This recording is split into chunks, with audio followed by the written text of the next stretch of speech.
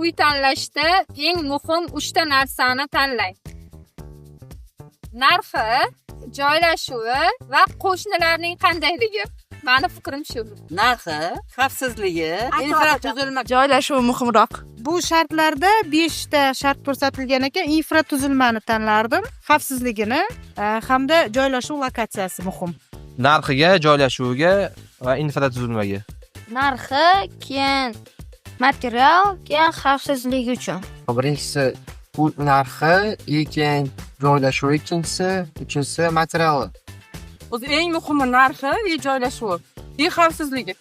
Birinchi o'rinda infratuzilma, ikkinchi o'rinda xavfsizlik, uchinchi o'rinda narx.